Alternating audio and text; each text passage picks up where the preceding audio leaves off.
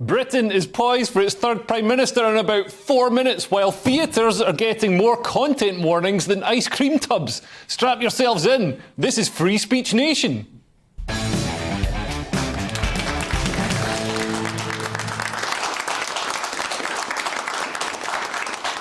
Britain has a culture of, if it's funny, say it. It's why we're so good at comedy, or we have been in the past. The first comedian I saw epitomised this. On our annual trip out of the Scottish hills and into the big city, my mum took me and my brother to see Scottish comedian Jerry Sadowitz. We loved it. Here was a man who said everything we'd been told was wrong to say, who tore into every icon, who exposed his penis without even offering us sweets first. His jokes were hilarious and criminally offensive. He had total disdain for the audience. As he spat abuse at them, the first few rows got soaked in his saliva, which left his hair hanging like wet spaniel's ears. Then he pulled out a super soaker they'd been spitting into all week and sprayed the rest of the room. We begged our mum to take us every year and to get us vaccinated against the hepatitis he probably carried.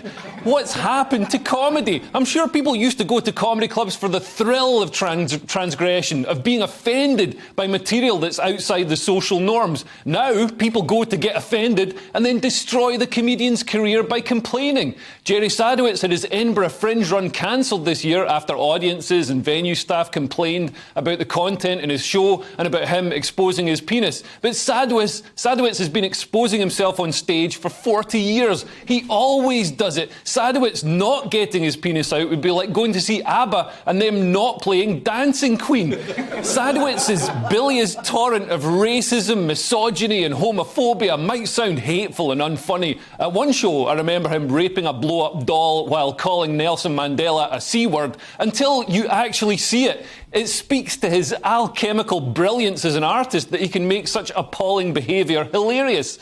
There's something so self-loathing and bileful about his persona. He's so pitiable that everywhere he punches is up. He says out loud the horrific things we all push down to the back of our minds and makes us see how absurd these thoughts really are. You really have to see it. As E.B. White said, explaining a joke is like dissecting a frog. You might understand it better, but it dies.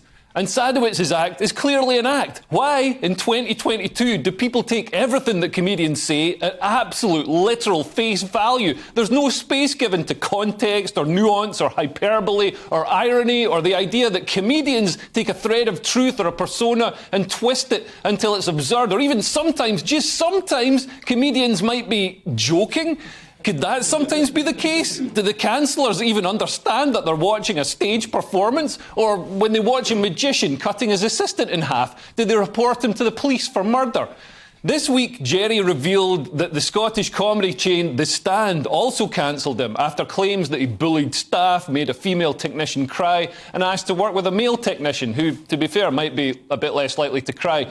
I have to defend him. Great artists are rarely easy to work with. Look at Picasso or Charles Bukowski. If we only allowed art made by polite people, our galleries would be very dull. And it doesn't sound that bad anyway. Adults complaining about bullying? I mean, get a grip, princess. Listen, bully is a word that losers use to describe people who are stronger than them. And The Stand have happily employed people who've been placed on the sex offenders register, which is a bit worse than bullying. Are they even telling the truth? The Stand have lied about reasons for cancelling comedians before. For example, they said they don't book me because I'm not funny enough. Not funny enough? I can see your lineups. If anything, I'm too funny. It's pretty obvious I'm blacklisted for my political opinions. And this is where it gets more sinister. The Stand comedy clubs are owned by Tommy Shepherd, a member of Parliament for the Scottish Nationalist Party, the authoritarian political party who runs Scotland into the ground most of the time.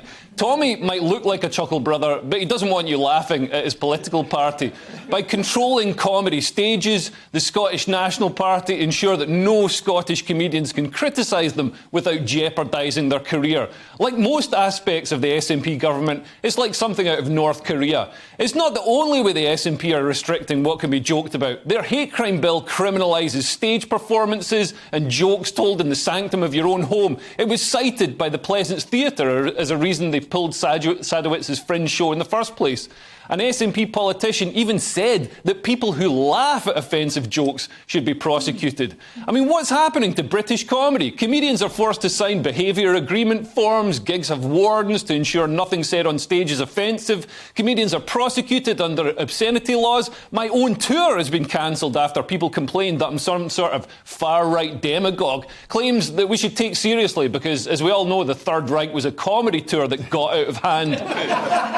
It's a shame. I was really looking forward to the Poland dates. But this censorious environment is throttling comedy. Comedians I speak to are toning down their acts in case they offend an audience member, or worse, one of the self-appointed blue-haired milk monitors working in the venues. The country that gave us Jimmy Carr, Billy Connolly, Ricky Gervais and Frankie Boyle is producing a generation of play-it-safe comedians who strictly keep to the approved woke opinions instead of questioning the orthodoxy.